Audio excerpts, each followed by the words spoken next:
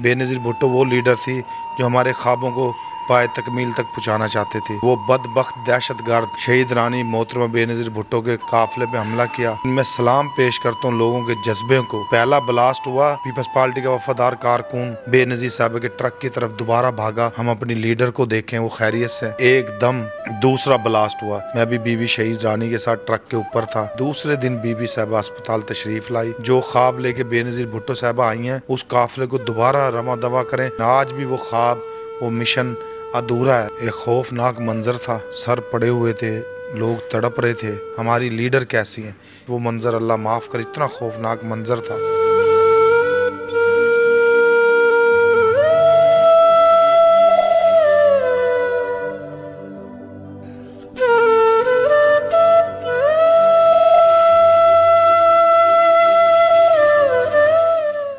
अस्सलाम वालेकुम जी, आप देख रहे हैं SG न्यूज़। मैं हूं गौर रहमान शेख। नाज़रीन, पाकिस्तान की सियासत में वैसे तो बहुत से दिन हैं जिन्हें ब्लैक डे करार दिया जाता है, लेकिन आज से 17 साल कबल एक ऐसा दिन था जिसे हर सियासी जमात जो है वो पाकिस्तानी सियासत का जो है वो ब्लैक डे कंसीडर करती है, योम स्याह कंसीडर करती है। और वो दिन ये था कि हरदिल अजीज़ पाकिस्तानी पीपल्स पार्टी की चेयरमैन मोहतरमा बेनज़ीर भुट्टो 8 साल की जिला वतनी काट कर पाकिस्तान में आ रही थी। और जब वो उनका आवाम की जानिब से वालिहाना इस्तकबाल किया गया, कारसाज के मकाम पर एक अफसोसनाक वाक़या पेश आता है दहशतगर्दी का। इसके नतीजे में 180 से ज़ायद जो पीपल्स पार्टी के वर्कर्स हैं और आम शहरी हैं वो अपनी जान की बाजी हार जाते हैं। सैकड़ों के करीब जो वर्कर्स हैं वो ज़ख्मी होते हैं। और आज इसको 17 साल गुजर चुके हैं इस वाक़े को, और आज भी ये वाक़या जो है जो वर्कर्स हैं पाकिस्तान पीपल्स पार्टी के, आम शहरी हैं, पाकिस्तान की जमहूरियत है, उसे उसके ऊपर हमला करार देते हैं। और इसी याद में जो है तकरीबी भी मुनक्किद की जाती हैं, ख़ास तौर पर पाकिस्तान पीपल्स पार्टी की जानिब से। तो हमारे साथ इस वाक़ये के एक ऐनी शाहिद जो पाकिस्तान पीपल्स पार्टी के दरीना वर्कर भी हैं और इस वक्त मुल्तान के जनरल सेक्रेटरी भी हैं पाकिस्तान पीपल्स पार्टी के, राव साजिद साहब, जो ज़ख्मी भी हुए थे इस इंसिडेंट में, इस सानहे में। तो इनसे हम जानते हैं कि किस तरह से ये वाक़या पेश आया था, इन्होंने क्या देखा, क्या वहाँ पर हालात थे। तो राव साजिद साहब, आज भी जो है पूरे पाकिस्तान की सियासत में इस सानहे को याद किया जाता है और हर किसी का दिल जो है वो दुखी हो जाता है इस वाक़े को। हरदिल अजीज़ लीडर थी मोहतरमा बेनज़ीर भुट्टो, उसके बाद उनकी दोबारा से असैसिनेशन कर दी गई, उन्हें शहीद कर दिया गया, ये एक अटेम्प्ट भी शुमार की जाती है। तो क्या देखा था आपने? 180 लोग इस वाक़ये में अपनी जान की बाजी हार गए। बिस्मिल्लाहिर्रहमानिर्रहीम। 18 अक्टूबर जब एशिया की सबसे बड़ी लीडर, बल्कि मैं कहूँगा दुनिया की लीडर, एशिया की पहली इस्लामी खातून वज़ीर आज़म मोहतरमा शहीद रानी बेनज़ीर भुट्टो साहबा पाकिस्तान तशरीफ़ ला रही थी, ऐसे लगता था कि जैसे पूरा पाकिस्तान शराब गोट से लेकर कारसाज और कायद आज़म के मज़ार तक और सिंध के मेन रोड GT रोड जो चारों सूबों को लगते थे, काफ़िले ही काफ़िले, लोगों के सर ही सर। और ऐसे लगता था लोग इतने खुश थे जैसे उनकी उम्मीदों की तस्वीर, उनकी उम्मीदों को पाए तकमील तक पहुँचाने वाली शहीद रानी मोहतरमा बेनज़ीर भुट्टो पाकिस्तान तशरीफ़ ला रही थी। और लोगों के चेहरे पे ये खुशी थी कि ये वो लीडर आ रही है जो हमारे सब तमाम ख्वाब अल्लाह के हुक्म से पूरे करेगी और पाकिस्तान को एक मजबूत तरक्की पसंद रियासत बनाएगी। तो लोगों के, नौजवानों के, बुज़ुर्ग के, ख़वातीन के, हर मकातब फ़िक्र के लोग, पीपल्स पार्टी के जियाले, उनके लिए ईद का समा था कि बेनज़ीर भुट्टो तशरीफ़ ला रही है। बेनज़ीर भुट्टो वो लीडर थी जो हमारे ख्वाबों को पाए तकमील तक पहुँचाना चाहते थे। बस उनके इस्तकबाल को नज़र लगी और वो बदबख्त दहशतगर्द जिनसे आज भी हम और आप मुकाबला कर रहे हैं, दहशतगर्दों ने शहीद रानी मोहतरमा बेनज़ीर भुट्टो के काफ़िले पे हमला किया। पहला ब्लास्ट होता है, लोग शहीद होते हैं, एक ऐसा डर होता है कि बंदा अगर कोई गोली भी चल जाए तो लोग वहाँ से भाग जाते हैं। लेकिन मैं सलाम पेश करता हूँ लोगों के जज्बे को कि पहला ब्लास्ट हुआ, लोगों को भागना चाहिए था ना, लेकिन नहीं, जियाला पीपल्स पार्टी का वफादार कारकुन और मुहिब वतन पाकिस्तानी बेनज़ीर साहब के ट्रक की तरफ दोबारा भागा कि शहीद रानी बेनज़ीर भुट्टो साहब ट्रक पर मौजूद हैं, हम अपनी लीडर को देखें, वो खैरियत से। जब वो अभी जमा ही हुए थे, एकदम दूसरा ब्लास्ट हुआ जिसमें सबसे ज़्यादा नुकसान हुआ।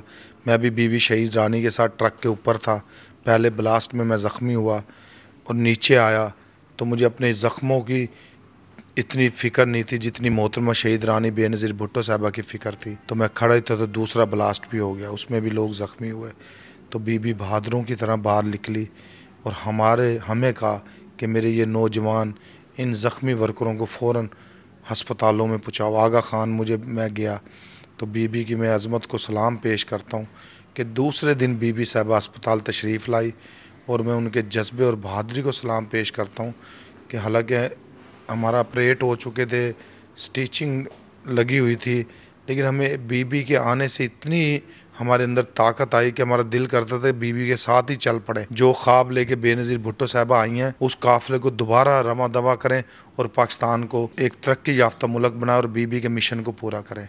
लेकिन आज भी वो ख्वाब, वो मिशन अधूरा है। लेकिन इंशाअल्लाह जल्द भुट्टो का नवासा, बेनज़ीर भुट्टो का शहीद रानी का बेटा, पाकिस्तान की उम्मीद की किरण, हम सब के ख्वाबों की तकमील।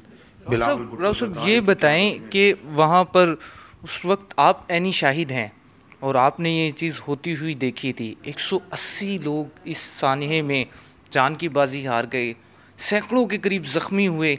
वहाँ पर उस वक्त आलम क्या था? एक खौफनाक मंज़र था। लोगों के चीथड़े उड़े हुए थे, सर पड़े हुए थे, लोग तड़प रहे थे, लेकिन उनकी तकलीफ़ें सब कुछ भूल कर लोगों का एक ही अल्फाज था और भाग रहे थे कि पूछें बेनज़ीर भुट्टो साहबा कैसी है, हमारी लीडर कैसी हैं। कि हर तरफ खून ही खून, लोगों को अज़्ज़ा हवाओं में उड़े हुए थे, चीथड़े उड़े हुए थे, दरख्तों पे, पता नहीं, बस वो मंज़र अल्लाह माफ़ कर, इतना खौफनाक मंज़र था। लेकिन मैं फिर सलाम पेश करता हूँ। तो आपने इससे पहले जो था ये इस्तकबाल के हवाले से तैयारियां होनी थी। बीबी 7 से 8 साल की जिला वतनी काट कर आ रही थी, तो लोगों का उनके आने से पहले जो खुशी थी वो ज़रा हमें बताएं, कितने खुश थे और वो अचानक से उनकी खुशी किस तरह से जो थी वो एक गम में, सोग में बदल गई? लोगों के अल्फाजों में नहीं कि उनकी खुशी, अल्फाजों में तो मैं वो मंज़र अदा नहीं कर सकता, कोशिश करता हूँ, क्योंकि लोगों को इतनी खुशी और इतनी ऐसे थी जैसे पाकिस्तान की आज़ादी के हम 14 अगस्त मनाते हैं, तो लोग ऐसे खुशी मना रहे थे कि आज हम गुर्बत से, पसमानदगी से और पाकिस्तान के में दहशत गर्दी के सब चीज़ों से हम ख़त्म, ये चीज़ें हो जाएंगी और हम एक ताकतवर मुल्क, एक खुशहाल मुल्क और बच्चों में, जिसमें बच्चों का मुस्तकबिल सेफ़ होगा, वो मंज़र था। और आप ये देखें जब किसी के बच्चे को वो कामयाब होता है तो कितनी खुशी मिलती है। यहाँ हर पाकिस्तानी ये कामयाब था कि आज बेनज़ीर भुट्टो साहबा आ गया है और पाकिस्तान एक कामयाब, तरक्की याफ्ता, एक इस्लामी जमहूरिया पाकिस्तान, एक ममलकत, एक रियासत बेनज़ीर भुट्टो की क़यादत में कामयाब होगी। तो ये देखेंगे जब कामयाबी की खुशी क्या होती है। वो अल्फाजों में वो इतनी खुशी थी कि हर पाकिस्तानी को खुशी थी। राव साहब एक और भी इसके बाद सवाल उठता है, सानिया कारसाज जैसा एक सानिया रोनुमा होता है जो आज भी दिलों को दहला देता है, उसके बाद भी बीबी की सिक्योरिटी उस तरह से नहीं की गई और बीबी की असैसिनेशन होती है और सिक्योरिटी लैब्स सामने आते हैं। तो ये क्या है, इसको क्यों नहीं किया गया? पाकिस्तान पीपल्स पार्टी ने मुतालबात किए कि बीबी की ये सिक्योरिटी दी जाए, क्या वो मुतालबात नहीं माने गए? वो भी थोड़ा सा हमें बताएं। वो एक दुनिया की बड़ी लीडर थी, तो जब बड़े लीडरों को शहीद किया गया तो आपको पता है, हमें इतना पता है, हमारा ईमान का हिस्सा है कि वो शहीद रानी बेनज़ीर भुट्टो, जिसका कोई कसूर नहीं था, उसको बेगुनाह मारा गया। तो उसके इस शहादत में, जब कत्ल करने में जो भी शामिल था, चाहे वो उस वक्त की गवर्नमेंट के लोग हों जो बड़े बड़े ताकतवर ओहदों पे थे, उनका हाल भी देख रहे हैं। और बीबी के कत्ल से जो भी जुड़ा हुआ था, चाहे वो बैतुल्ला मसूद हो, चाहे ये दहशतगर्द हों, ये वो जालिम लोग हैं जो बीबी शहीद से लेकर ATS के बच्चे, आर्मी एकेडमी के बच्चों तक पर ये तरस नहीं खाते और इन्होंने इस जुल्म के और वो अपनी सज़ाएं भुगत रहे हैं। बीबी के कत्ल में जो जो शामिल था वो निशान इबरत बना हुआ है और बना है आपके सामने।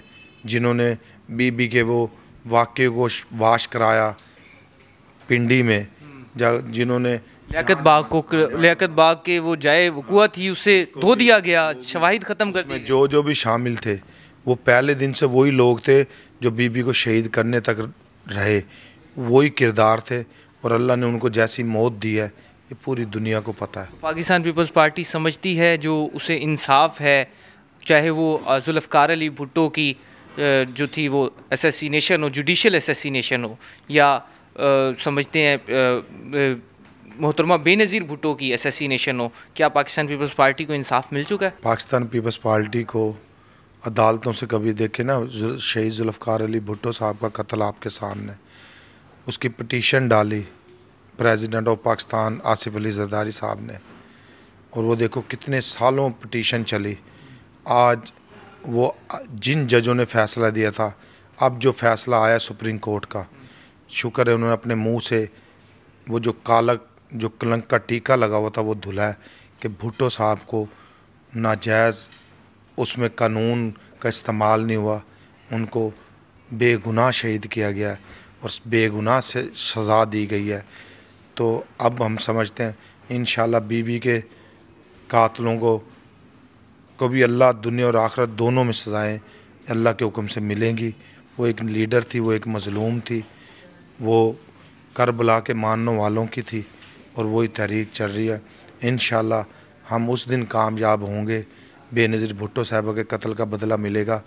जिस दिन ये दहशतगर्द, आखिरी दहशतगर्द भी अपने अंजाम को पहुँचेगा और इस मुल्क से दहशतगर्दी ख़त्म होगी, हम कहेंगे कि बेनज़ीर भुट्टो साहब का कत्ल का बदला मिलेगा। जी, सानिया कारसाज के जो ऐनी शाहिद हैं पाकिस्तान पीपल्स पार्टी के वर्कर और इस वक्त मौजूदा मुल्तान की क़यादत के जनरल सेक्रेटरी राव साजिद हमारे साथ मौजूद थे। उन्होंने बताया किस तरह से ये सानिया पेश आया, किस तरह से लोगों का जज्बा था बीबी के इस्तकबाल के हवाले से।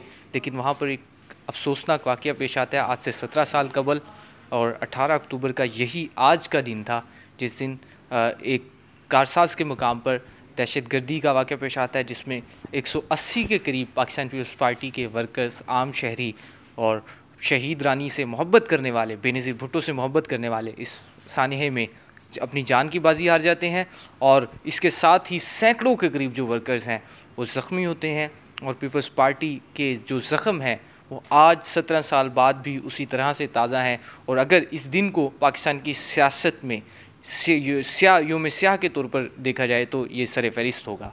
तो आज पाकिस्तान पीपल्स पार्टी की जानिब से मुल्क भर की तरह मुल्तान में भी जो है वो तकारीब मुनक्किद की जा रही हैं, पूरे जनूबी पंजाब में हर जगह पर, और इस सानहे के जो शुरका हैं उनके लिए दुआएं मग़फ़िरत भी की जा रही है।